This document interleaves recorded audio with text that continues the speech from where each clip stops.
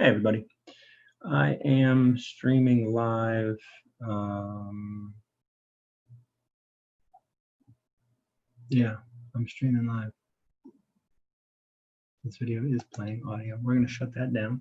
We're going to continue going live on YouTube. I'm waiting on Lona. This is a portrait that I'm going to be doing.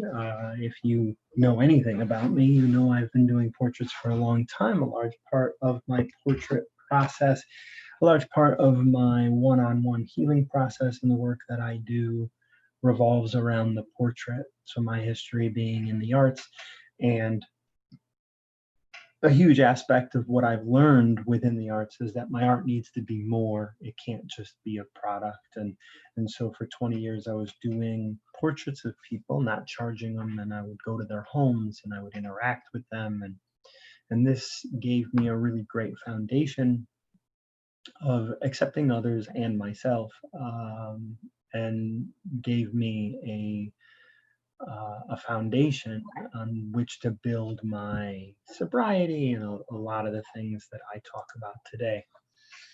My portraits now are the first session of my 4-session. We can call it a therapeutic practice. It's really a facilitation practice. What I do is I help facilitate people in seeing in questioning what it is that's going on in their lives. I only see my clients 4 times, and I don't have any sort of follow-up community thing, because I don't want my clients and having a history of addiction and stuff. I don't want the people that I work with to be tied to my benefit in any way, because I want them to grow and go. So many relationships that we get in revolve around, I want you to stay here. I don't want you to change. I want you to get better in a way that benefits me. And I don't want that. I don't want to get myself in a situation in which if you're my client, you're the way I want you to get better or the direction I want you to go, that cannot benefit me in any way. I just want to love you as you. And so this is why I only see my clients 4 times over the span of a month usually. It starts with a portrait. A lot of people ask, well, how does the portrait help me heal? Well, really, it doesn't. What it does is it creates an intimate connection between you and I. And now there is an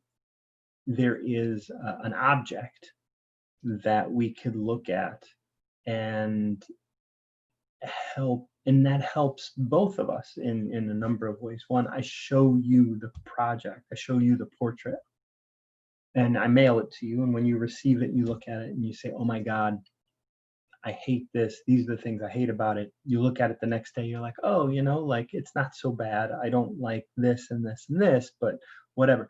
It's an object that you can put your judgment on, and because you have had no input in the portrait whatsoever, you get to blame me for what you're looking at. This is just standard victimization, right? We victimize ourselves because we're being seen as a thing. So the portraits are a launching pad for that. First, we have an intimate experience. We have this beautiful intimate experience of doing a portrait. We laugh, and you're going to see what that's like if you watch this video to the end with Lona and myself.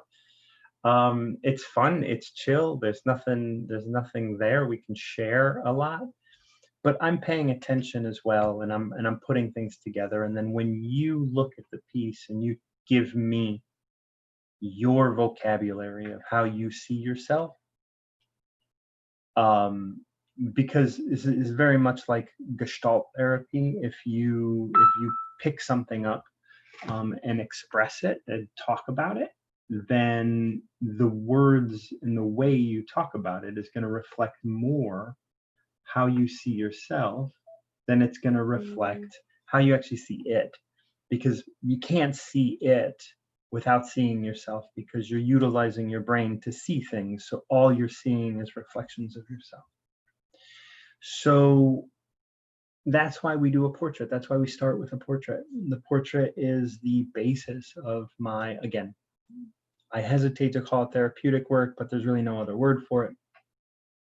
Coaching work could work as well. Like my coaching work, I mean, I don't have a license, so calling it therapy is really,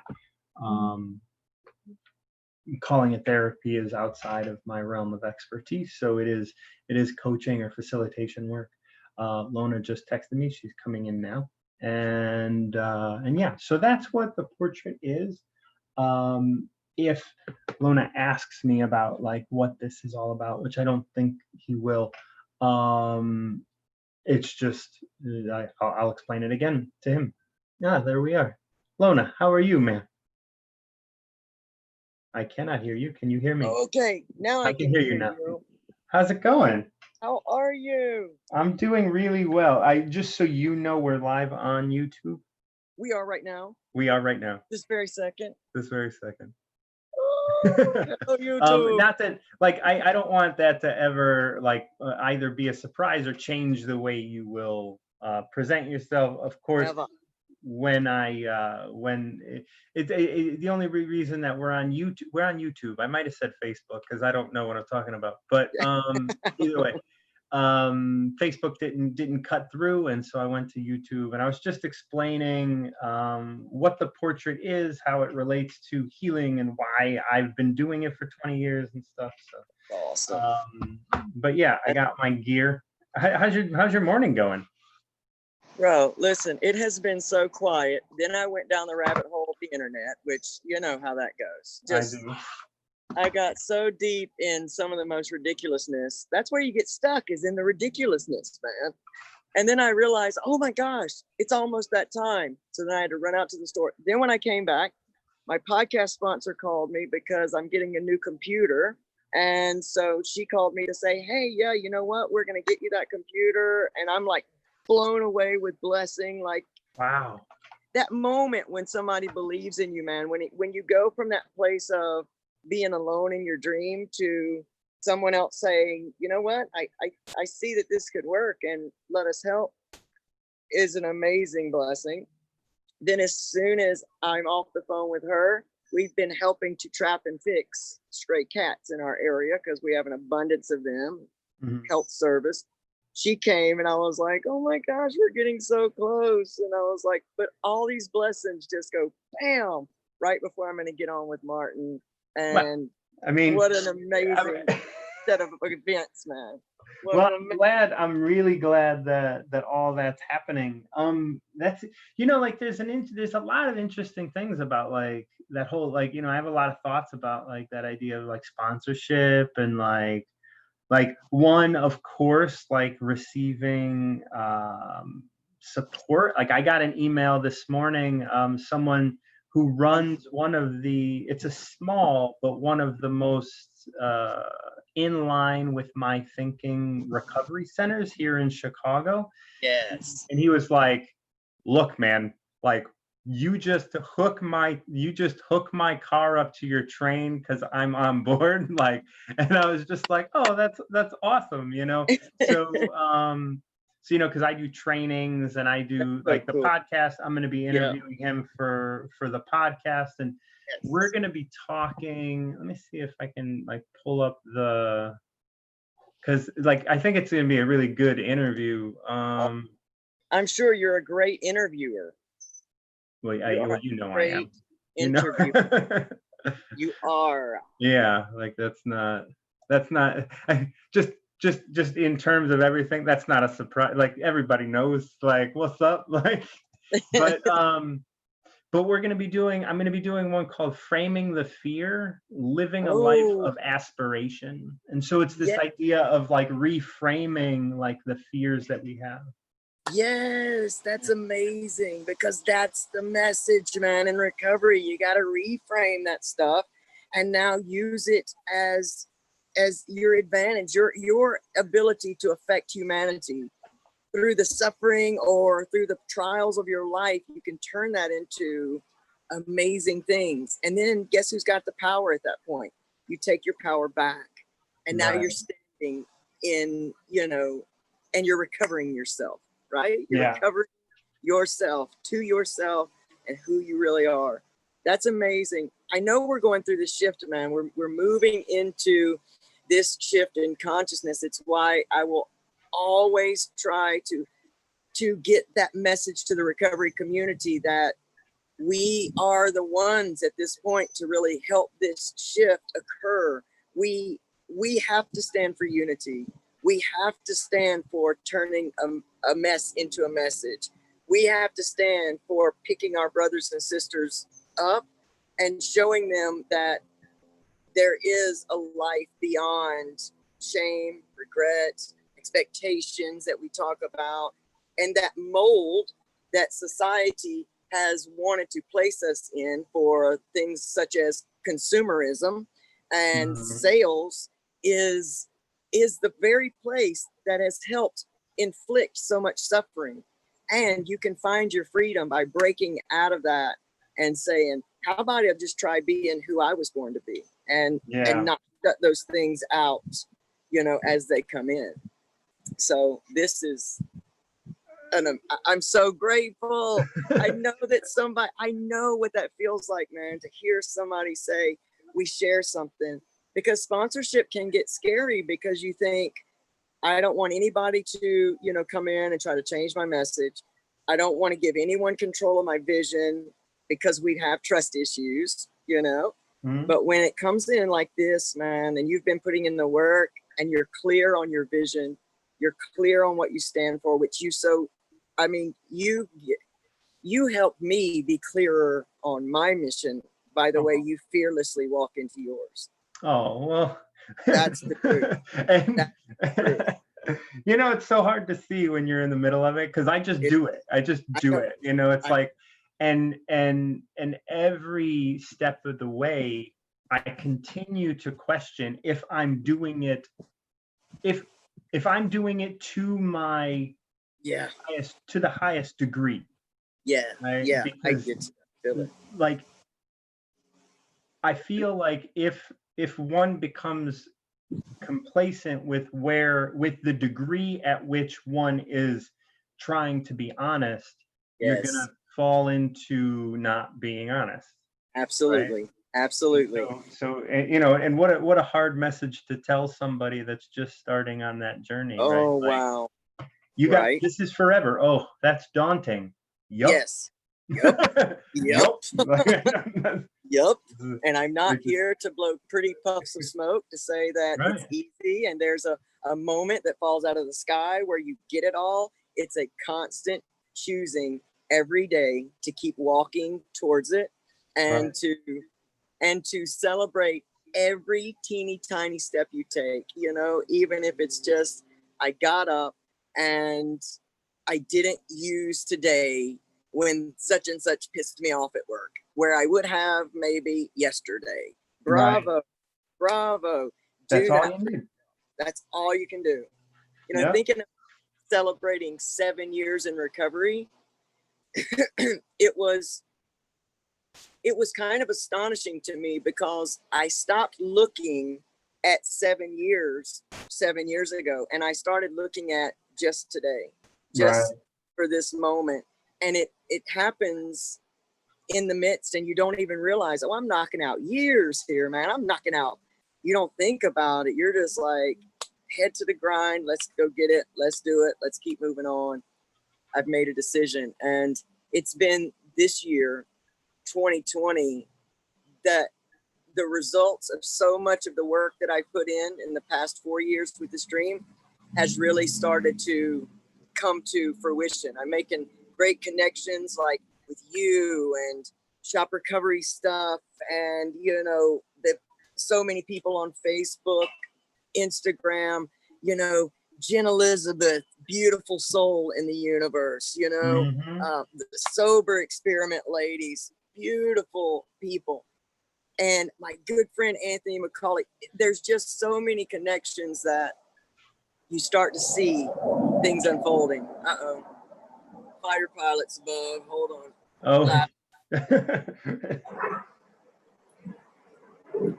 Yo, I'm trying to share this out real quick.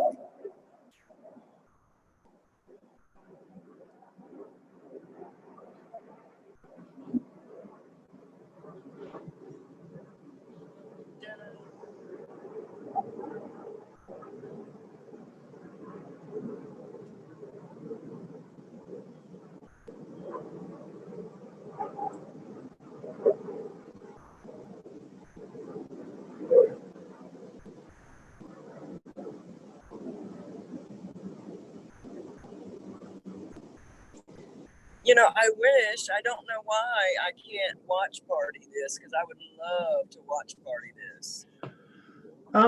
Let me look at it really quick. Hold on. Because I might be able to invite you to it. I don't often use the YouTube to do live stuff. So I let me don't do it on go TV. to it. Okay, so I'm live now. Oh, there you are. I'm gonna turn off your volume. I'm gonna turn off the volume on that. What's your handle on YouTube? Recovery Soul Food.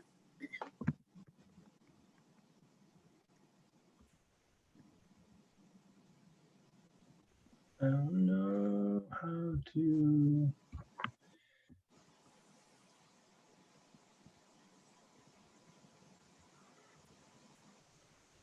So if you, so I mean, if you go to my channel, Martin Yeah. John, you probably did that. Yeah, I found it and I shared it to my my Okay. page, but it doesn't give me an option to start a watch party. I may have to do it after. But you know, I'm using this for the Recovery's Got Talent campaign that I'm putting on, because I want, what I want to do on the Hope and Recovery Network Facebook page is start showcasing recovery talent, because we are some talented folks, man. Folks, we are. And I want people to start realizing that they have talents they may not recognize as gifts and talents. So we're asking people to, you know, take a film of themselves doing whatever it is, whether it's, you know, artwork, content creation, music, production, video building, organizing. I mean, if you are a great organizer, get somebody to film that, you know, put that up, because people like me, I need some skills in that area, you know, car mechanic, whatever it is that you do, that you get lost in that place of knowing, man, I was just born to do this. I want us to see it. I want people to start realizing that gifts are gifts are gifts. They don't have to look like singers, and you know, they don't have to look like everybody else. But the Yeah, people let's talk a little bit about how we how society can do that. Like, you know, like how frustrating it is to see, like, for me at least, it's very frustrating to always see um people with, you know, like a specific skill like acting be given a platform where they have a voice that has nothing to say. yes, You yeah, know, like yeah, how that's always like how do we, like, for me, I'm always questioning, like I don't care unless you're saying something of like value. yeah, I don't care. I don't, you know, right, like I can't be bothered to be able to just for some reason her name's popping into my head, like Charisse Theron, I think that's her name. yeah, I don't know. yeah, I couldn't pick her out of a lineup. I don't even know what she looks like. My guess is, like, from what I can recall, she's probably a standard attractive female that, you know, doesn't have any, like, she has probably longish blonde hair, but I wouldn't be able to, like, yeah, she's just another fucking person, yeah, right? Like yeah, just another one of those people that, you know, um and so it's funny to me that, I mean, I don't know what kind of platform she has. I know her name, so my right, guess is she has she has something to say. I don't know what yeah, that is. Um, but it's always this thing yeah, of like, how, why are you special? Right? Like yeah. what? We define what talent is more important than another. And I think again, we have to come back to that whole consumerism. What sells? You know, what Hmm. sells? And so we define, we invisibly define what attraction is, so that we can sell things like diet pills, and we can sell different, you know, different avenues to help you now, because you don't feel good about yourself, because somehow they said that you aren't you know, this standard of attraction with people in my situation, you know, the transgendered community. To me, we are beautiful, and we are beautiful from start to finish. We are not just beautiful when we become transitioned, we're beautiful all in the middle, because we are now getting to know every part of ourselves, you know, your femininity, your masculinity. You are right down the middle. And I think that the more we all step out as individuals, we now take the power to define what beautiful is. And beautiful is authentic. And that's for everybody in the world. And I think we can shatter the myths, or those invisible, you know, standards of what beauty is and what success is. And, you know, John, you and I are living ourselves, even though we struggle in different areas, we're living what success truly is by creating what makes us feel happy, and what makes us feel like we are doing something for humanity.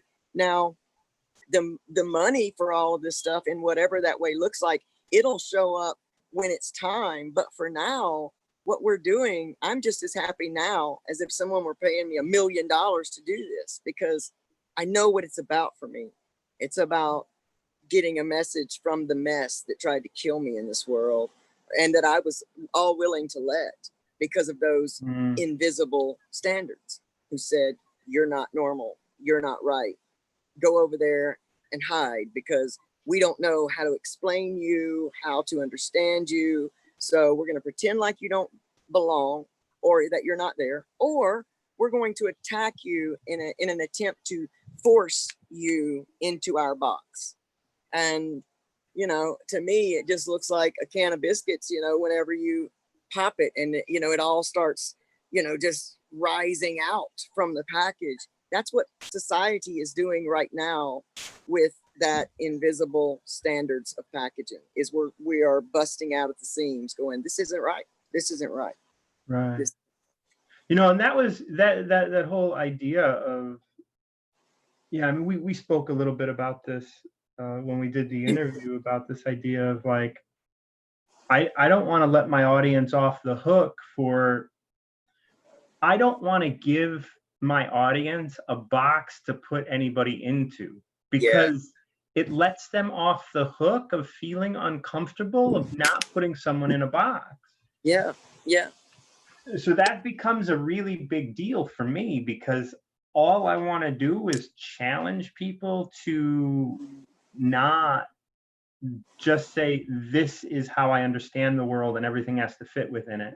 Yeah. You know, when I read your bio stuff today, you know, like the idea, like the first line was like, he's in full transition. And I was like,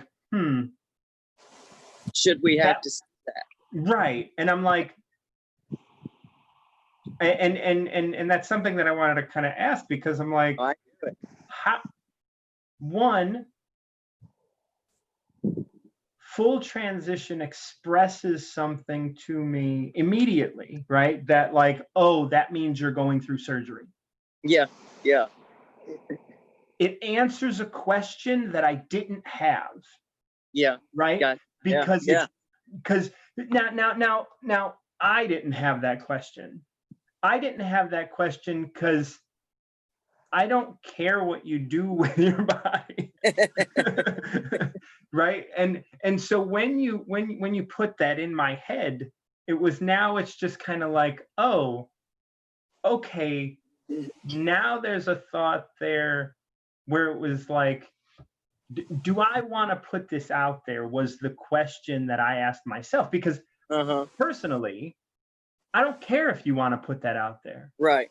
Because it's my responsibility on my show to say what I want. Now, you want to be addressed in a certain way, but and you want to be seen a certain way. So I want to respect that. You wrote this out. You know I'm not going to read it verbatim. What do I want to keep in? What do I want to take out? How do I want to address my audience? Because when we talk about this idea of full transition, it just makes people go, okay, now I know what's going on in their pants, right? Yeah. Like, Oh, yeah. right. Now I set them here in my mind. And when I wrote that, and I knew that it was going to, because I know you and I love it, because I knew that we would get to discuss it. And because I really do, you know, I respect your mission, and you know that I completely am on board with that. I want us to get to a place where we accept each other for just who we are and not have to put the labels. I think that for me, I got that. I noticed that email this morning, and I shot that off. Like, I got there, it was about the time I realized, oh shit, I'm down in the rabbit hole of this, and I've got this. So I shot that off like straight from my soul. And I knew starting it that way, we would get to talk about it. Because I think that you and I have an ultimate mission of erasing labels. And I think sometimes in order for us to erase the labels, we got to know what labels to kind of erase. And I think for some people, because of where I am actually in transition, they may not ever know what it is we're trying to fix sometimes. Does this make sense? Unless they are aware in the beginning of what it is we're actually trying to eradicate. So opening with that, in a way, I felt like would open us to now address that and would give us a beautiful platform to speak on the mission of erasing the labels. And it and that transitioning transgendered label, it really engages some people. Some people it doesn't, because they're a lot like you, or they're a lot like me, where they don't need that. But some of the people that we really want to let sit in your uncomfortableness, I think what people need to understand too is it's not because there is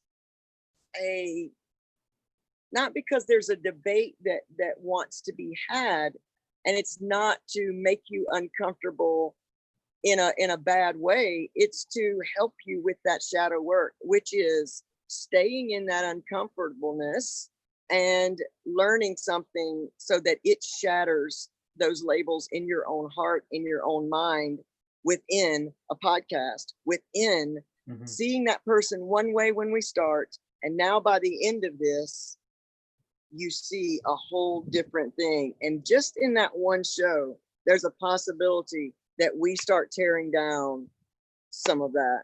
And I think, in all honesty, I was inspired to write it like that for that purpose. So that here's the label you see. By the time you get to the end of this sentence, you know my mission without a doubt, without a doubt. So do you still see me as this, what we started with? And has it impacted or affected you one way or the other? And that was where I was coming from. But now you know better than anybody. I trust your creative expression, and you could write anything and all about me, and I'd be like, that sounds amazing, because I trust your passion. And again, like, so much of what I say is coming from like deep respect of who you are, and it's coming from a place of like, am I right to think this, right?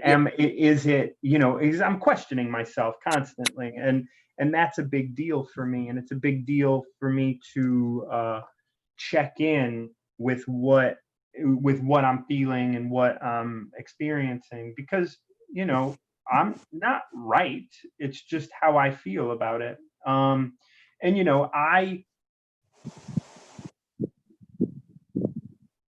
think we go about things a little differently in terms of like just the idea that you said, like, you want to erase the label. No, I don't want to even recognize the label. Yeah. Right? So like when you erase something, it's on your page and you'll always have a ghost of it. Very true. That's good right there. If you don't put it on the page, then it's not there, right? Yeah. I'm not trying to say there's no healing, but the healing can't happen by me telling you that healing needs to happen. Yeah. Healing happens when you take that shit on yourself. And the Yes. only way that I have healed was by stepping away and feeling indignant that I wasn't given the space to express my discomfort, and then realizing that you don't get that. Yes. The world isn't here to give a fuck about Yeah. your discomfort. Yes. Yes. And Man. and you're right. Some motherfuckers out there who are not transitioning, who don't understand it, who aren't, they do need their hand, or no, they want their hand held. I was talking to someone not long ago who had said, as a healer, I always meet people where they're at, and that and all of this kind of stuff. I know what's coming after that. And I said, and they expressed it to me in this way. They said, if I meet a dog who is a nervous or anxious dog, I know that I can't make fast movements around it or it'll be uncomfortable. And I said, yeah, but first thing you're doing is assuming that the dog is incapable of ever doing that. So you're disrespecting the fact that the dog can handle you making big movements. And maybe it's going to take a little while, but the dog will get over it. Yeah. And if you're going to go into a situation in which all of your clients, you have to meet where they're at, that intrinsically means you're stepping down, which means they're under you. Yeah. Because you can, why wouldn't you live here if your client is above you? If that obviously makes so much sense. You are looking down on each of your clients. Yeah. I don't meet my clients where they are. I meet them where I'm at. Yes. And because I believe like that wherever I'm at, I can meet with you. Yes. And that doesn't mean I'm above you or below you. It doesn't mean anything. It's just like I meet you where I'm at because I know where I'm at is why we're talking. Exactly. Right? Exactly. Makes so much sense. My mentor, Marty, we were just talking about this earlier in the week. That's what she exactly said in that very same way is, I got to meet people where I'm at. Elsie, you got to meet people where you're at. And it's very, very true. I think that all too often, and that's a beautiful and amazing point. And that's what I love about your mind and your approach is that, people get used to saying certain things because they're trendy and they sound good at the time.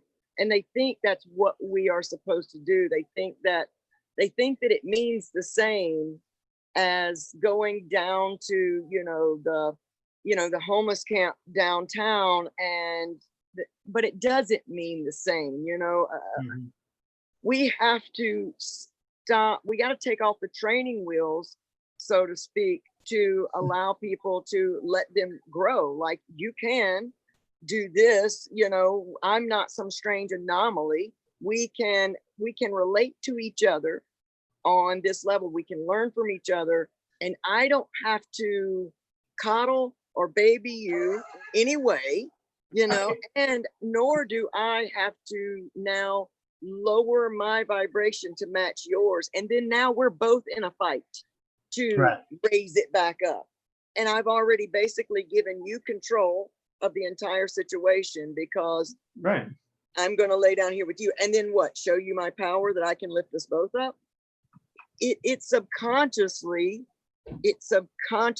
already gives somebody a little bit of a lack of confidence because the way that just God, that was just so perfect and right on. I always love our talks because we get to talk in ways where we can feed off of each other's hearts, minds, and ideas because we trust each other's mission and passion. And that way,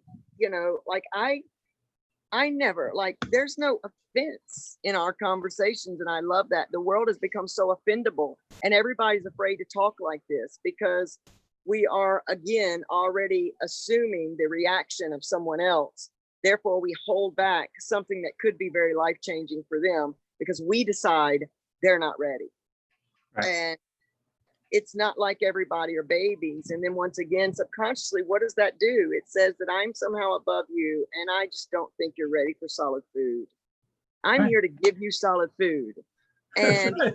your job is to do the work and digest that if it's what you need. And if it's not, then take what resonates and leave the rest. Come back in 6 months, or it may never hit you at all. And people, because of the transition, you know, a lot of people will that met me or knew me pre this and all that, they're trying to get the pronouns right and they get so scared when they mess up on the pronouns. It's almost like you see this big, like I'm going to attack them or something. And I, you know, I'm like, listen, we're all growing together, but there are also, and I understand the ones that I know their heart, I know their mission, I know where they're coming from and that they are really doing the work. Then there are other people that blatantly want to just disrespect and say, well, I'm never going to call you this and I'm never going to do that. And, you know, what do I do? Do I keep fighting that battle? Or do I just go about my life and leave them to be ignorant by themselves? You know, that's really kind of how I had to start stepping back from fighting every battle that presented itself to me and taking myself to a certain level with someone to try and now drag them up to mine. That, and there is no up. That's the whole catch. There is what makes my way up. Right. It And doesn't. ultimately, the more you want them to change, the more they're winning. Absolutely. Yep. You're so right. Fuck them. Like they don't wanna respect like your choices. That's fine. Yep. I get that. I don't expect you to respect me because That's right. you're not like, and you could think poorly of them and you can have all of that, whatever. But if you're getting triggered by that, they're winning. They're winning. They're They're winning winning. every time. They're Like, winning. that's right. That was the moment of healing for me. I remember sitting right in this living room all those years ago thinking, you know, holy shit, I have been holding on to all of the trauma, the attacks, and all this. I've been holding on to all this for years as if it was my badge of who I am. And I've been letting them win and abuse me. And I've been living out this life of destruction to prove them right. Oh, hell no. No, no, no. This changes today. Like, Yeah. bullshit. And you know, it came with having hard conversations with having people that were not afraid to put a mirror in front of my face and say, every time you live in that moment, you are allowing that abuse to happen again. And nobody is hurting here except for you. So right. How much more space, time, energy, and years of your life are you going to shave off and donate to this? And man, from that was a defining aha moment in my life. And it was easy to make that decision. The work came in turning it around every time it comes up. I think we don't realize how many times we are in habits of thought and become addicted to those things as well. Well, you know, this idea of you being a trans man is a label. Yeah. And the longer you fight to earn or be in that label, the more you cement yourself within that label. And the thing is Lona, you're a man, right? Like enough already. like to some point, like I just kind of want to be like, all right, yeah, okay. How long are you gonna like? As addicts, we don't get into we can tell people about our past that and whatnot. But I know I'm sober. I know like I have addiction in my past and all of this.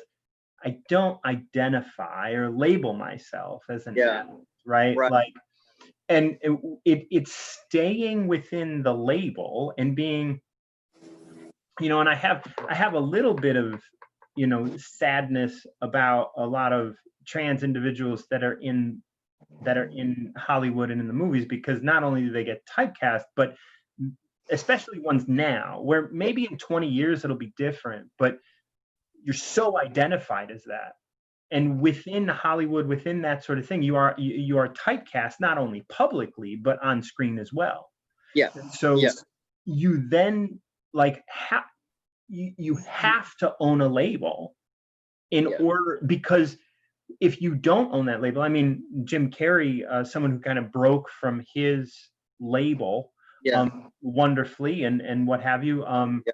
Russell Brand broke from his label. There's other individuals that have done that. I think, like I mean, obviously we're looking at like sober individuals now, right? People who break from their label, or Yeah. people who have broken from the addiction of their label. Yeah. Other addictions, Robert Downey Jr., Slim Man, Shady, what's his name? Eminem. Eminem, yeah. Yep. Eminem, like his hateful like spewing, and now his work as a producer, as well as someone who is older but still relevant in the Yes. world of creativity. And so Yeah. all of that is about breaking from the label, which when I don't know if you must have, did you listen to my interview with Jose Torres? Yeah. Yeah. Yeah. Almost like the entire interview, almost not even recognizing or addressing Yeah. the fact that he's trans, and how I loved that. Yeah. That Yeah. idea that no, I'm interviewing a person, Yeah. but Yeah. there's I think it's just in a drop of like, well, my gender transition, right? Like, and it's just a Yeah. simple drop, Yeah. and then it moves on. Very subtle. Yeah, very much so. And that's why I really love guys like Jose and again, I love you guys because still it's such a learning process, and that's why recovery and this whole transition thing, why they run so closely to me and intertwine, because there's so much of the self-discovery and the deep spiritual recovery and discovery and growth that happens in the midst of both. That's why they're both so important to me, and I can't separate them. I can't talk about one without the other. And because I am still so young in this, I am on a daily discovering new things. And I, as well as, a lot of other human beings, grew up with those same types of, society's labels and trying to live in that box. And again, I am always so eager for conversations like this and to listen to interviews like that, where I start to recognize myself that as much as it is a semi-responsibility for me to express love for a human being in the world as who I am, it is also very important for me myself not to identify with that label. And what we do know is that the words that follow I am are the most important words that we can honestly say. And if I refuse through the process of healing to refer to myself as an addict or even a recovering addict, then what I pray and what is happening through continued conversations like these, it is also allowing me to see how important it is not to put I am a trans man after that sentence as well. That's why I appreciate all of these things. I think that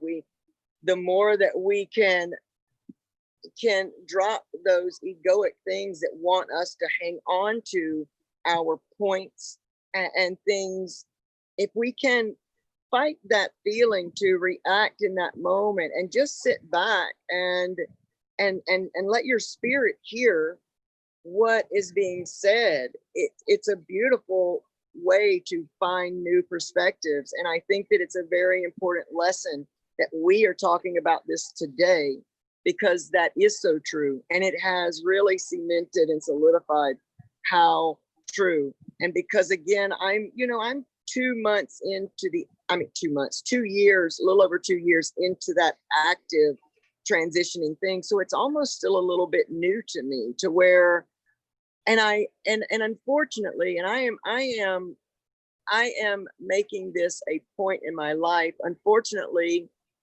I am not surrounded or in close enough contact with other people in my own circumstances and going through life in my way in that area as much as I would like to be and will make an effort to be. I think it's other people's experiences and our thoughts and beliefs and our visions and our missions and all that are so important to intertwine. That's what makes us a beautiful human race. And that has been on my heart. In fact, my mentor, Marty, before I got on this call, was absolutely, again, solidifying that fact when she said, Elsie, I think it would be really beautiful if in your podcast you did think about interviewing, other people so that they realize that, and so again, it's like a confirmation that it's time for me now to start reaching out more and expanding my base and not being afraid to do that, because that's what makes life, man. That's what makes it so beautiful, is all of us with our unique spirits. And I never will discount what the wisdom of someone who has lived and gone through this and through all of different things in life, how they hold so much hindsight and wisdom. And the ones that feel free to share, like I will be that old guy one day that, come here, little man, let me tell you about this. I will be that guy, because I think there is so much to be said for wisdom and taking that and really letting that, marinate down in your soul, because this conversation means so much to me. It has opened up a line of thought that says to me, in this moment, I don't owe anybody anything to have to announce to them who I am. And that's not really even who I am. That's not who you are at all. That's giving them a way out of understanding you. Yeah. So you mentioned earlier, like how we finish the sentence, I am. There's only one way to finish that, and that's with a period. And that's it. That's so that good. Shit's good enough to Jesus. It's good enough for us, man. Like, that's good. Why are we trying to? Because anything you put after that, even if you have a whole page full of them, you're only limiting yourself. It's a limit. It's a limit. Anything you put there is a limit. Even your name is a limit. So true. Remove it all, put a period, I am, and understand what that means. Understand I am. Yeah. That's big. That's huge. Big. And everything opens up. The only way to finish that is with a period. Oh, that's your tagline for this right here. Period. Done. That's so good. Oh, it's so good. God, I love my life. I just love my life that I am so honestly blessed to have connections like this, that I am able to have these types of conversations in this world right now. I mean, forget COVID, forget, financial crises, forget anything else. This is the richness. This is the present moment. This is an amazing moment. And I really am so grateful for recovery in these moments, because that clarity of mind, that intense of healing. And what it also makes me grateful for is all the shit that I used to be so angry at, because man, without all that, the healing process, I couldn't be sitting here. I could not get past myself Right. to be sitting here and have conversations like this.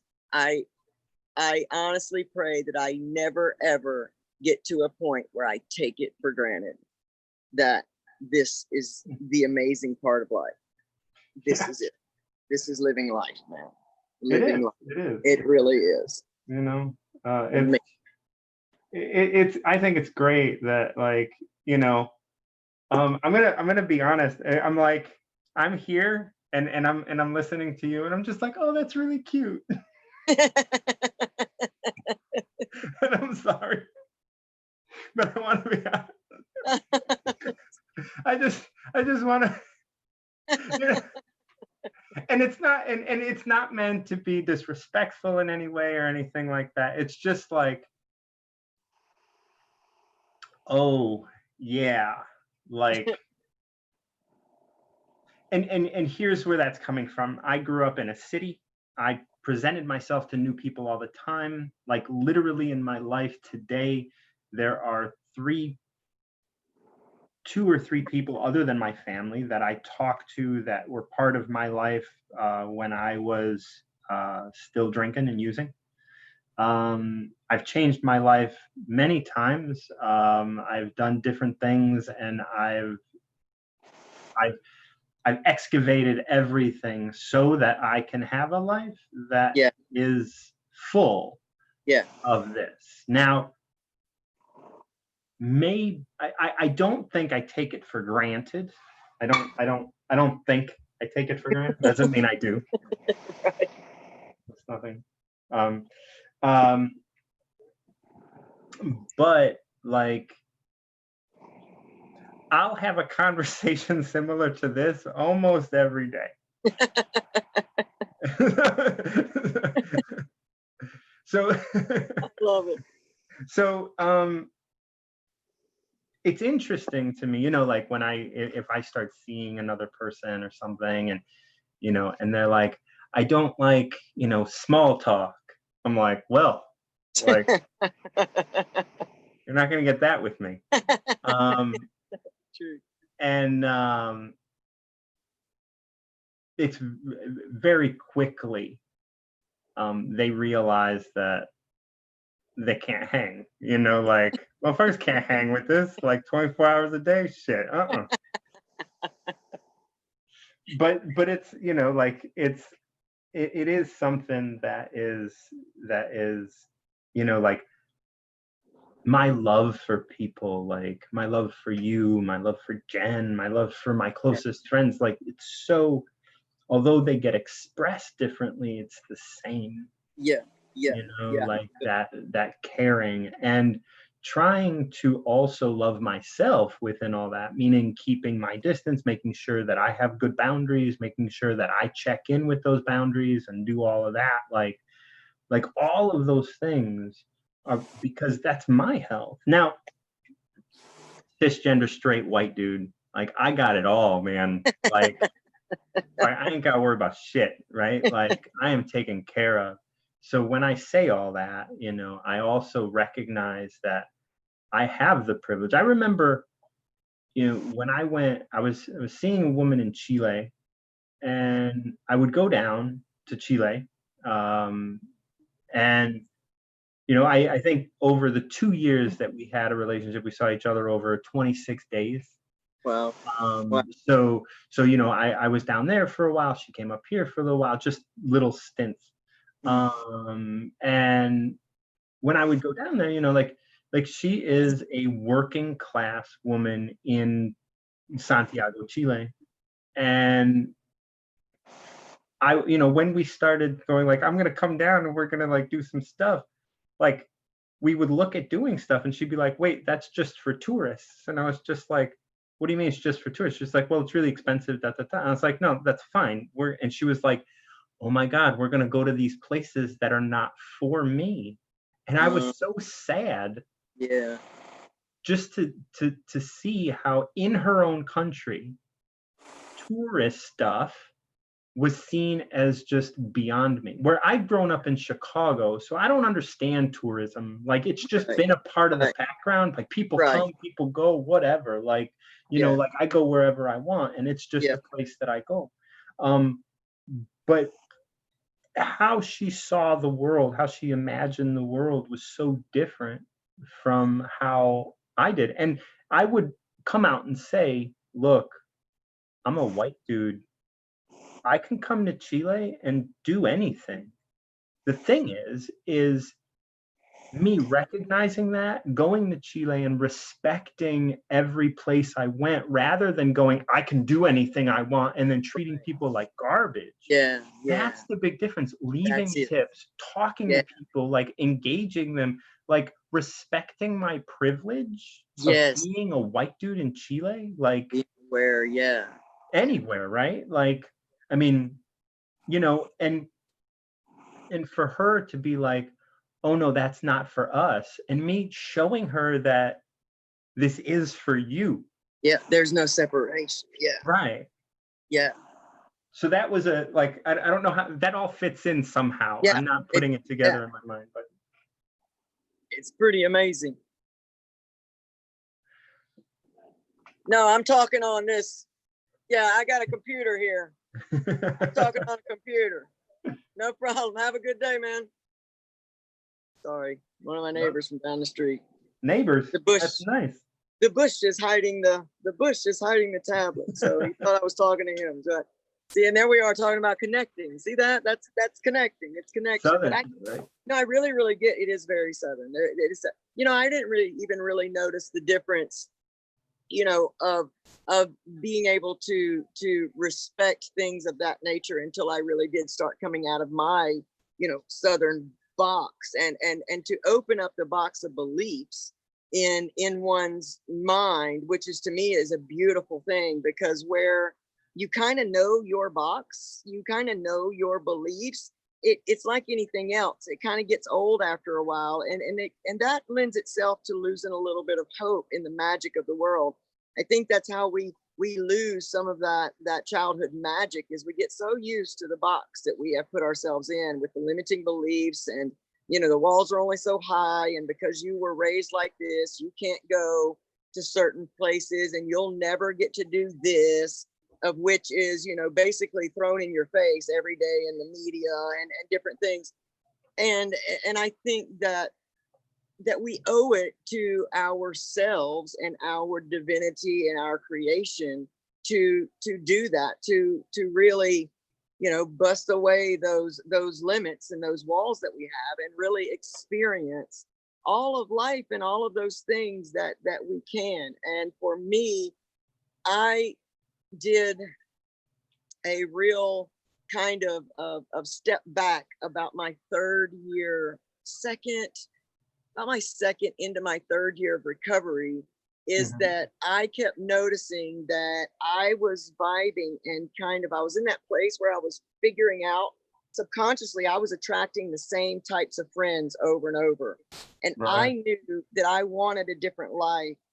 And it just happened that there was this big falling out. See, so many times we don't step into change until we are down in the depths of suffering.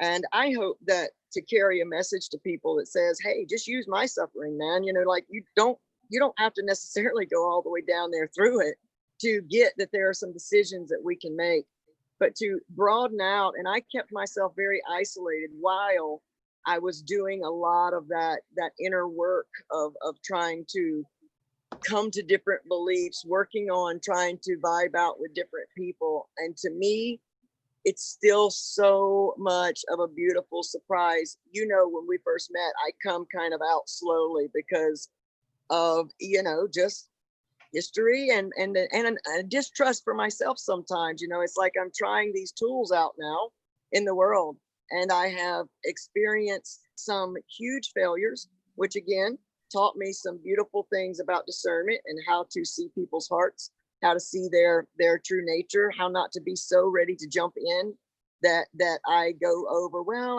that kind of makes me feel uncomfortable, but there's these three things that I think are awesome. So you know what? I'm gonna disregard my intuition. and jump on in here with logic, and logic will fuck you every time Yeah. sometimes, man.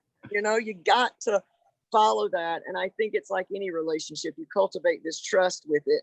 And so I guess the point is that sometimes we have to experience those mistakes or those, you know, those big fails to be able to experience the big wins. And I learned through all of that isolation time to stand firm in what I wanted to experience in another human being. Mm. You know, friendship wise, in my history, I would often attract one of two types of male friends. Some that just could never, for whatever reason, could never see me for who I was. They would always, you know, address me with the sweeties and the darlings and the, you know, and that stuff. And I was just kind of like, you know, come on, man. And then there were the ones that could just accept me. They saw me for me, didn't know Mm-hmm. package, just me. And so even in that, I had to do some fine tuning in, you know, in tweaking around those things. And so that's why always I am still in that wonderment of being so astonished, because I look at you and I look at, you know, a few of my other friends, and I keep a small circle of close people to me because I feel like I can give more and of myself in that nature. And now of course I've got a platform where, you know, many of people that I interact with on a daily basis, and I love them, you know, intensely because they're human beings and I know their potential. But it is very savoring to have this small group of very authentic, amazing people that see straight through to the heart of me. And that I think having that small circle allows me to always be astonished, to remain grateful, to always remain in that place where not only do I get to experience true love for another human being and appreciation, but I also get to appreciate myself for saying, see, you can trust your intuition. You can trust that, you know, that you can attract the type of people that you are looking for in life. And so that's where, you know, I put that vibration out for, you know, other people going through similar, you know, situations, that I've learned to wait. I've learned to wait for them to be delivered, because, you know, the more you wait on something, the more amazing it'll be. The more you try to get in and, you know, tweak and turn and make it fit is the times where, you know, it blows up. So, you know, I am always just grateful for this. And I love your willingness to share your art, man. I love that. I love that it gives me so much. It really does, man. It Oh, inspires me in many ways. You oh, know it. I'll thank never you. quit telling you that. I'll never Well, quit. yeah. You know, it's accepting compliments has been something that's always been difficult for me. Me too. Um, and you know, I'm getting to the bottom of that. I am grateful for hearing them. It is something that I love getting compliments. I think that's the reason why it's hard for me Yeah. to accept them. I want to feel good about Yeah. accepting compliments, and your compliments I know are genuine, and that is something that really means a lot to me. And like ultimately, like, I know you're right, and I know that, like, I want to believe that deep within me, right? Like, I want to believe that, like, that is who I am, and I know it is, but of course we doubt ourselves, right? And so Absolutely. that's just where that comes from. But so thank Absolutely. you, and I'm always up for a nice, you know, nice douse of, hey Martin, you're awesome, like, because you know it's true. I know it is. It is. And I feel you on that too. That's really, I like the way that you say that you're doing you're actively, you know, addressing that in your life, because I think so many times we get afraid to do that. I'm actively addressing those things too. You know, here in my it's been such an exercise for me for, my mentors to come alongside and say, hey, we know you've been having problems with, your computer system. We believe in your dream. We'd like to come alongside you and help. I found myself in searching for that computer, looking at things and going, oh gosh, that's far too expensive for me to ever, like, I just couldn't do that. So I'd mark it off. And I kept hearing in my soul, it's like, don't self-sabotage yourself at this point. Don't fly past this. Work on that thing inside of you that says you're not worth that. That says, don't make a decision for someone else on how they're going to feel about something based on your beliefs. And doing that work has been, gosh, man, I mean, it is difficult. I mean, hearing people say things to you, especially the ones you can trust. You notice that it's easier to take compliments from people that you don't know when they say, oh, you got an awesome show, or I love this. And you're like, oh, okay, thanks, great. But somebody that you really trust is really seeing you in a certain way and saying that, it's almost like, man, that's almost a little bit harder to sit and absorb. Absolutely. I think, so I do my workshops, my Recover Yourself workshops, and those workshops are fucking amazing. And no one ever leaves the workshop like feeling like, they always are like, oh my God, like I've gotten so much out of this, And they're for professionals. So it's geared for professionals, not that only professionals go, but it's geared for professionals. And they get continuing education units and all these other things for counselors and whatnot in Illinois, Indiana. So, I set up 4 workshops recently. And the first one, nobody signed up for. The second one, I had 3 people at. The next 2 are nobody signed up for yet. And so those are places where I get this like, oh God, and it's not like I'm just sitting back waiting for people to sign up. I'm doing a lot of right. But this idea that you're talking about like, ask for what you're worth or whatever, that kind of idea. Like that's where I'm at, because right now it's like it's a $55, $60 ticket for professionals to earn CEUs, which is well worth it. Like, my God, I know what I'm offering. Yeah. Now, because no one's signing up and I want more people to experience it, I'm going to organizations, say, hey, give me $60 and I'll let anybody in your organization go. Now it's all of a sudden, because like, if I get 10 people or 1 person, it's the same workshop. So it doesn't. You're absolutely correct. Yeah. So now hopefully I can get 10 people in that are part of an organization, and then they'll all be talking about the workshop and me and stuff, and that can grow from there. But this idea of like pricing and whatnot and all of the stuff that kind of come into that idea of like, you got a sponsor, and then that makes you step back and say, oh, like they trust me, but they don't trust me this much. Right. Yes. Oh my gosh. Yes.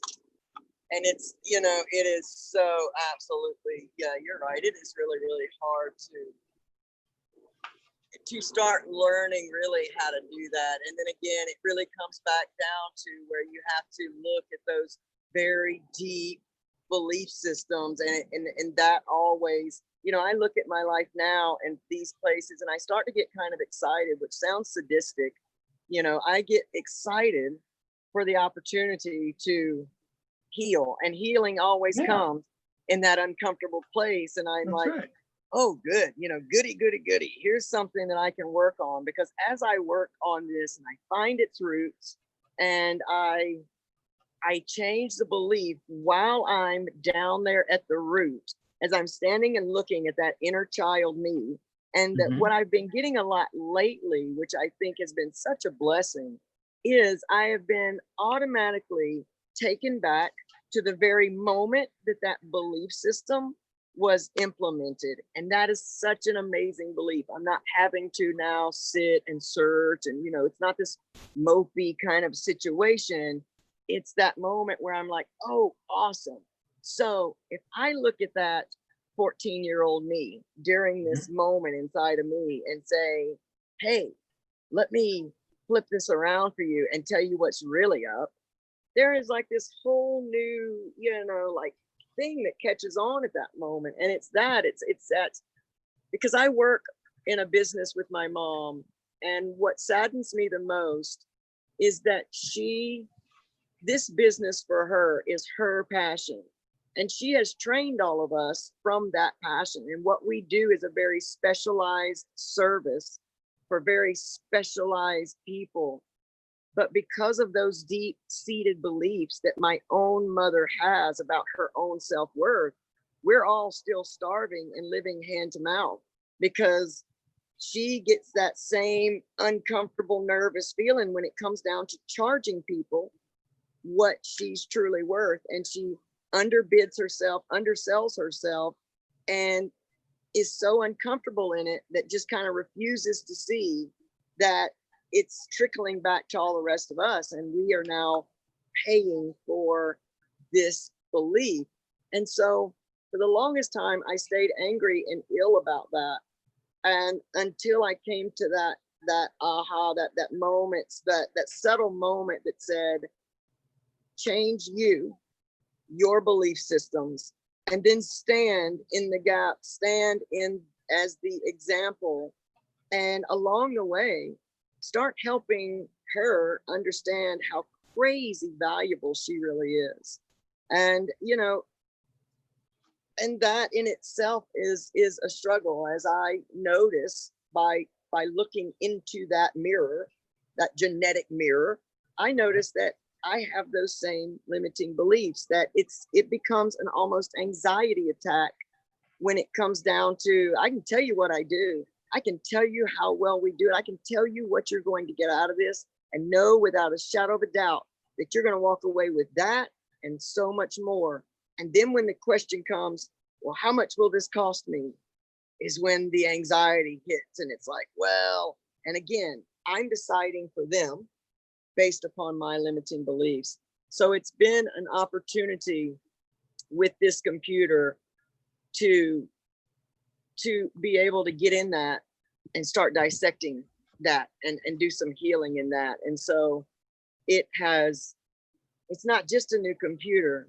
It is, a new part of LC. It is a step on that momentum of healing. And I think that's how we get there, just little by little, because, I know what you give is, I already know. Yeah. And like, and really, like, it's like closing that first deal of what it's going to be like, like that computer. And it's not like I haven't closed deals before, True. but like really getting to that next place, and that'll take me to another place in terms of social media and platform, Yeah. and my podcast and everything, right? It's all coming in, and I see where that wall is, and trying to kind of get through that wall, onto that wall is really a big aspect. So this is the portrait that get out of here. That is the most amazing thing I've ever seen, man.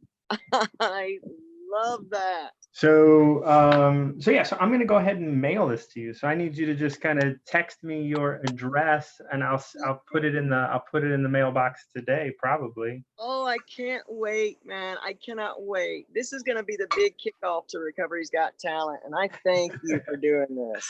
Absolutely. So these are traditionally, for me at this point, therapeutic in a big sense. It's what I do. It's in this terms of like facilitation stuff. So I want to check in with you after you receive it, about just like a couple days after you get it or whatever. Let's just check in really quick, just because I've noticed, even when I do these under these kind of chill platforms, under these chill sort of conditions, a week or so after you get it, people have been going like, oh my God, I'm having a nervous breakdown. Oh my God, like these things are happening. And some people have reached out to me. Some people have told me in hindsight, like, oh my God, this thing happened. Like, I can't believe, like, and I was like, oh yeah, you received my portrait. Like, I don't know what happens, but the thing is like, you know me, we like, this is an intimate thing, right? Like, this portrait work is very, disrobing. It's very much a like, oh my God, I'm here and I'm exposed and dot dot. And then you receive them, and the portraits are not meant to be flattering, right? Yeah. They're very much meant to be just what they are. Yeah. And when you receive it, and when you see it, and when you experience it, like, you're going to have thoughts. Now, how I see these is like, a piece of art is an entity and has a consciousness. That consciousness is something that, like all of us, is searching for, what am I? And when you're in concert, when you're looking at the piece, like when you receive it, you're going to stare at it. Yeah, I know. And it's just going to be this calming thing. And what's going to happen is it's communicating to you and you're communicating to it, but it needs information, just like you need information, right? And so when you look at something, you're seeing yourself in that which you're looking at. That's information. A piece of art is calling like a child for you to look at me, because I need the information. Now, as you go through that process, as it goes through that process, it usually takes about 3 days. You'll receive it, look at it, stare at it, and then you'll look back at it, you'll question it, revisit it, dot, dot, dot. Your feelings about it will change. After 3 or 4 days, this piece will now just be a portrait. Until that point, it is what I call wild. This piece doesn't know what it is. It went from being a piece of paper to now being something unique and special, and it doesn't know what that is. It's going to get that from you. And well, actually, it's going to get it from itself, but through an interaction with you. And you're going to gain something. You're not going to know what that is cognitively. That's just going to be an understanding. You and I'll talk about that after a couple days after you've seen it, and I'll just kind of get your take on it. What happened through the process? Like, when you received it, how did you feel? What did you think about it? After a couple days, how did that change? What did you see? What is what you saw day one? How did that change to day three, if that at all? And that usually is how I address, that's how I move into my client work, which is like, well, let's look at some of the things that you said and bring that back home and say, like, where is this within me? And so those are things that that this process kind of exposes. And so that's something that you'll experience. I hope. I can't wait. Oh, I can't wait, man. I really can't wait, man. I really, really can't, because yeah, I see that. I love the way that you just broke that all down, because, I think that, having that spirit of you inside of that portrait. And then again, once, I'm looking forward for it to come and speak to me. And now we have this, solidified, this thing that is now this energy of its own, that is a little bit of you and a little bit of me, and then this whole what it is. And I really can't wait. And I have been looking forward to this for a long time now. I'm glad. I really, really can't wait to share that experience with you and your audience, and then share it also with my audience as well, because I want them to be able to really see an example of especially what we're talking about now, to be interested in reaching out and saying, maybe this is something that, I should explore, for myself. And because it's such a unique process. There's not a lot of, mentoring and coaches that are doing things kind of in this way, that is such a beautiful, unique opening to say, okay, what, how do we see this, and how can we, move? I just can't even wait. I'm so excited. I'm so Yeah, excited. my process is very much like, so when I was a kid, when I was a hoodlum, um, I was white, so I never got arrested, but I always used to get dropped off in the ghetto. So they would Mhm. drop me off. I don't know if you know Chicago. They would No. pick me up in the district that I was in, and they would drive me to Cabrini Green. Cabrini Mm. Green being a Yeah, I've heard that. Yeah. so you know, and that sort of that sort of treatment is what my facilitation work is. I kind of just I say, okay, here you are. Now you're in the middle of all your shit, right? Because like I pointed out, like Mm. when we were talking, I mean, we talked about the idea of like, labels and like how we differ in our thoughts and like, even though there's a lot of things that were like, yeah, I don't agree with that. This is different and this or whatever. Like so much respect, so much support, right, Yeah. for being where you're at. Like that's Yeah. kind of what I want to do. Yeah. But when we walk away from the conversation, because we're free to be who we are, you're also free to question who you are. Yeah. The minute I say, no, you have to see it differently, is the minute you close off and say, who's he to tell me that? Yeah. Yeah. Without a doubt. Yeah. You know, Yeah. So which is why, like the people that don't want to respect you, respect your gender, fuck them. Like yeah.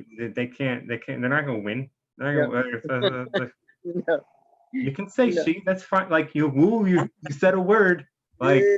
oh Yeah. boy, blah, blah, Yeah. blah. Doesn't change, like, I mean, doesn't change who I am, Sure. like, Sure.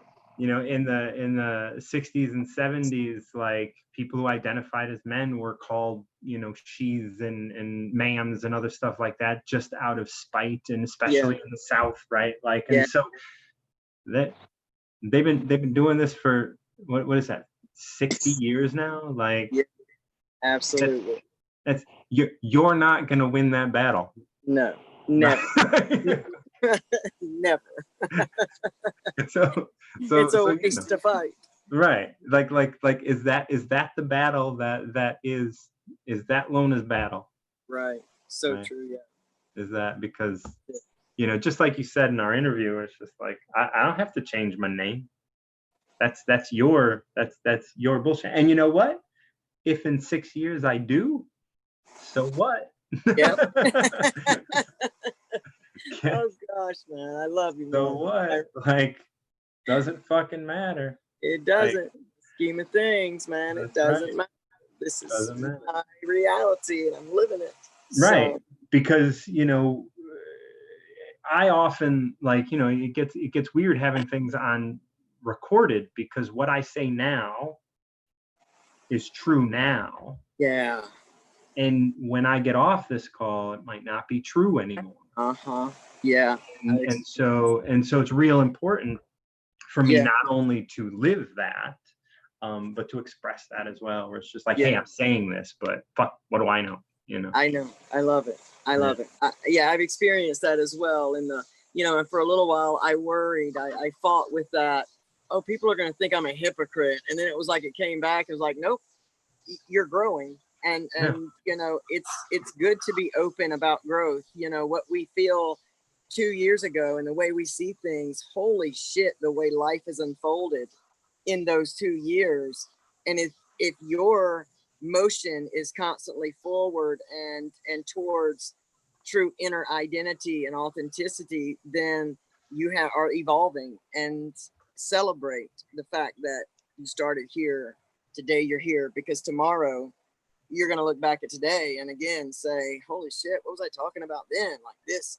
So I think again it gives that opportunity to look within and say, where am I caring too much about shit that doesn't matter? And what other people think, or what they may label, or what they may call something, or me, or whatever, in the scheme of things really doesn't matter.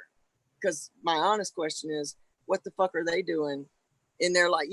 What are they doing in their lives to criticize me? Let's just all go on this growth, man. Let's just all get in this together. We're all living a separate life. And so, yeah, I gain so much. I always gain so much from hanging out with you, man. I do. I do. Well, I'm I glad. do. I appreciate it. I Yeah. really do. I can't wait to get it. Yeah. Well, so when we get off, just go ahead and text me your address and everything, and I'll put it in the mail, either today or Monday or whatever. Like, I mean, I don't think I have to go to the post office for it, but if I do, I will. No big deal. So yeah, this is coming up. One thing, if you have a moment still. Yeah. Yeah. Okay. Yeah. This idea of living honestly is really important to me, and I've stepped out of the kind of I focus my attention on local government much more than federal government. Federal Mhm. government, I vote with my demographic, which I Yeah. voted for Hillary. I'll vote for Biden. Like, I'm just casting a vote towards what people want, because Right. doing it individually, I was criticized for that back in like the mid 90s, because I voted and it was just like, you're throwing your vote away. Yeah. So I was just like, well, is my vote for president really that important? I don't really see it as being important. My vote for who are judges in my state are much more important. Yeah. To me. I kind of feel that way too. But this idea of, your ideas can change, and we look at we look at politicians who, and this is difficult to say because it's kind of against openness, but when someone is against homosexuality and then their son or daughter come out as homosexuals and then they're for homosexuality, that is like, even though now like a minority group has a supporter, that's not how you want to gain a supporter, right? Like, that's not an honest, that's someone who is like, it's so disheartening to me that a public servant, someone whose job it is to think of others, don't think of others until they Until are they in a, yeah. Yeah. like, that gets me so angry, Yeah. or sad, that Yeah. like, and sad is really the Yeah. word, because Sad. my gut Yeah. is like, it's so sad that you and now you utilize your platform. So you got voted in by people you don't think about until you're hurt, and then then you change your like, your thoughts and ideas didn't change naturally. Right. Right? You didn't act to change those. That action was forced upon Yeah. you, and you just changed willy-nilly, kind of, because Yeah. if your daughter or son hadn't come out as homosexual or trans, whatever, you would have continued on this path. Yeah. Like, I am grateful to have a minority group have a supporter, because I support that minority group myself. But True. those aren't the kinds of supporters that are going to support you when the going gets tough. Exactly. Exactly. Yeah, man, I'm with you on that too. I think that I don't appreciate where, our government, I'm with you, it's supposed to be for the people, by the people, about the people. And what it ends up being is this whole egoic competition on who can sell their belief systems bigger and better and to more people than the other, versus really having it be for the people. I think that there is no room for personal opinion like that in government office. I don't think that you should be for or against anyone. We are all people, and what are the issues that are at hand here? They're not people's color or their race, there's none of that. Their gender, their identity. That's not even, that doesn't even affect the issues in all reality. So what are we doing for the issues? Well, and the issues stand for nothing if we have no goal. And this country has no goal. I don't know if any country does have a goal. I mean, currently our goals are looking backwards as an economy is our goal. A strong economy is our goal. To what end is a strong economy your goal, right? Yeah. Like, what are you gaining with a strong economy? Because a strong economy doesn't get you a whole lot. And it hurts a lot of people, and keeps right. So if we're living life, does life in any way, shape, or form, because a strong economy does not need people, right? Like if you get rid of all of your people and just have like your product being, like let's say the product is the internet. Well, you get rid of all of the people, you provide the rest of the world the internet, you have a strong economy. You reduce how much you pay out, and so is that the goal of a country? Because if that's the goal of the country, we can get to that a lot quicker by just by getting to the point of like your life doesn't mean anything. And that's fine. It's if that's your goal and you want to, and that like I don't have a problem with that. But if you're trying to tell people your life is important, but then your goals have nothing to do with the value of life, well, then we're not on, like, again, just be honest with me, because like, that's the thing. Just be honest with me. If I have no value and you're just going to come around and kill everybody so that you can have a stronger economy, okay, I understand that. Like I can walk into that being like, or I can leave the country, or I can do exactly. Yeah, with my eyes open, I can choose for myself, so to speak. You know, like, and I can fight that. And if your economy is so important, then you will welcome fighting for it. Like I can't imagine you wouldn't. I know I fight for my platform. I fight for my message, right? Like, so why wouldn't you want to fight for yours, right? Like, so, and again, where it comes down to, well, are you for gay rights, or are you just not wanting to upset your daughter? Because if you're not wanting to upset your daughter, you need to get out of office, because you cannot, you have proven that you cannot handle being a public servant and having family members. So we either need to kill your family so you don't have anything in your way, or get you out of government. Yeah, because I think that, and again, I believe that we are in this much needed shift. And I think that because these things are so, they're so easy for us to kind of understand at this point, the way that we are kind of starting to see things is that it's time for those old systems to be broken down, where, before, people wanted a leader. They didn't feel like they could lead themselves. So they wanted a leader, and they wanted to be in this because of the human need for connection. They wanted to feel like they were a part of this. Okay, my beliefs are validated because this guy says so. And now we're in this camp and you're in that camp. So now all of our roles are defined.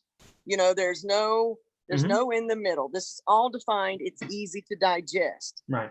Now we're moving into that place where people are becoming authentic, becoming themselves, stepping up and saying, hey, I don't give a fuck what you think about it. I am who I am. This is me, and I'm going to be me. I deserve to be me in the world. And if we still have politicians that put a place of value on somebody's life by things like gender and color and so many things, whatever, absolutely. If we still have those, I think that the more they come out and they give their message, the more we're able to say, okay, there's one that's got to go. Like, just like you're saying, okay, there's one that's got to go. I question this. And we have to now, if we're going to stay in this democratic place, or this, you know, this democracy kind of illusion that they've sold us, because really sometimes I feel like we're not free. You Oh know, no. again, it's just the 1% that has the real freedom. The rest of us are just illusioned into think we do.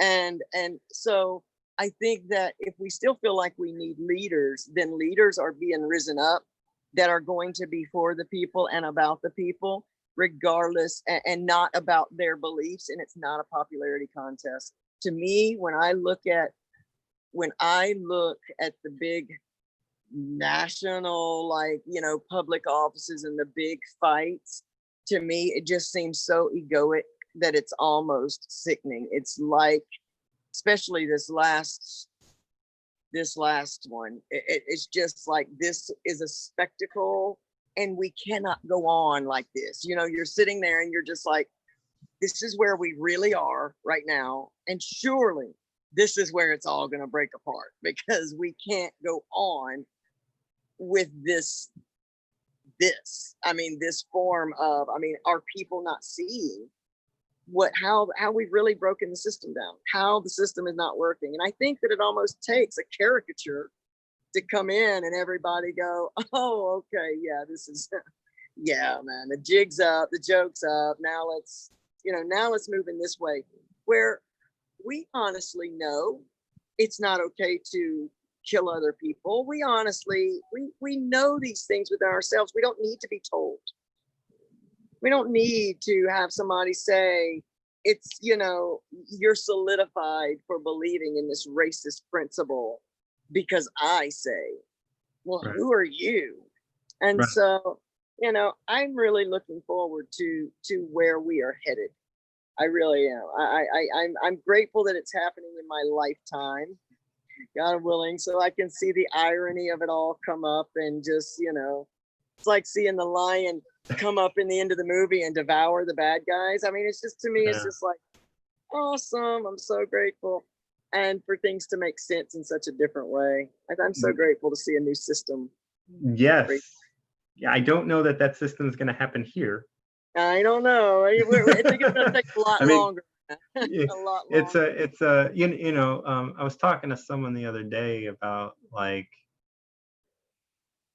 how a police officer recently, or a sergeant or some guy in the police, had said defunding the police is ridiculous. And just immediately went to the only reason that you can walk in the streets is because we're there. And I was like, wow, what you just said was, if people didn't have consequences to their actions, which we're the only ones that offer, you are going to be a victim to that. The lack of faith in your neighbors in that statement alone is so atrocious to me. The fact that so this happened with religion too. If you didn't think you were going to go to hell, what keeps you from killing somebody? Right. Are you kidding me? Yeah. Like, is that really your question? Because is that all that's keeping you from killing me right now? Right. Is that really all that's keeping you from killing me, is going to hell? And now, because we're talking about defunding the police, first it was ultimately defunding church, because if you didn't go to church, you didn't donate, you defunded them. Right. Now we're talking about defunding police, and they're saying the same thing. Do you really think that I want to go kill my neighbor and you're the only thing between me and doing that? Yeah. Because if you think that, and my work is always, hey, if you have a problem with the world, you actually have a problem with yourself. Yes. When police say, if we're gone, you're going to be attacked, or when they say the only thing keeping you hold on there, John. Sorry. You're good, buddy. Sorry, go ahead, Mark. If the only thing that's keeping me from killing you is the fact that I'm a police officer. Right. We can extrapolate from that and Black Lives Matter and put them together and realize that actually you are the problem. Right. Right? Like we can Yeah. extrapolate if what I see in the world is a reflection of me. We see that in like, oh my God, homosexuals make me so angry, and then my Yep. daughter's a homosexual, and Yep. then all of a sudden we see this Now like, I love. Yeah. nah. Yeah.